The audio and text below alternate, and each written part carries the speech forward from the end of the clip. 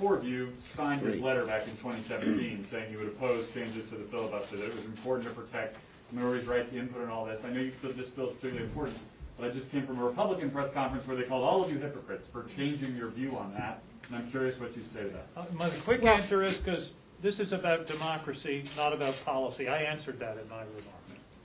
And let me say that as somebody who signed that at the time, we were not where we are today. We're in terms of this continual abuse, really the tyranny of the minority using the filibuster, and on top of that, a violent attempt to overthrow an election and a national strategy now, a partisan strategy in Michigan, in places across the country to literally take away people's freedom to vote. So this has changed. I care passionately about climate change and about other issues, but this is fundamentally about whether or not people in our country will have the freedom to vote and whether or not we'll have a democracy. Can I just say on this, if they were having this press conference that they did today, back in the 1780s, they'd call James Madison a hypocrite. James Madison was asked to draft the Constitution, and he didn't believe that there should be a Bill of Rights.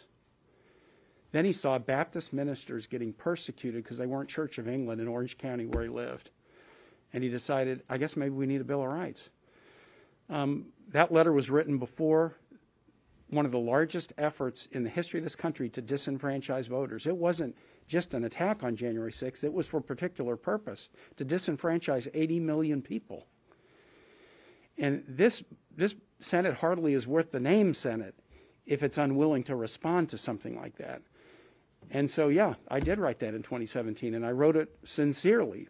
But based on what we've seen, I feel like the rational response of anybody is to try to protect the democracy, and that's what these voting rights bills do. Just really quickly, and that is, this is really important for our democracy, number one. Number two, don't think for a second that China and Russia isn't paying real attention to this and meddling where they can. And number three, we're not talking about doing away with the filibuster. We're talking about restoring the Senate to the good old days of Mr. Smith goes to Washington, and there's a talking filibuster that, by the way, gives the minority an incredible amount of power. If they come in and they say, all right, Schumer, you want to bring this bill up? We're going to hold the floor for 40 days. And you could under these rules pretty easily under the situation we have now.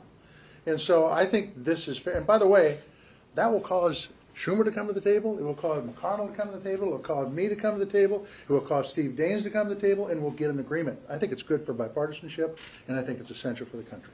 Thank you, everybody. Thank you.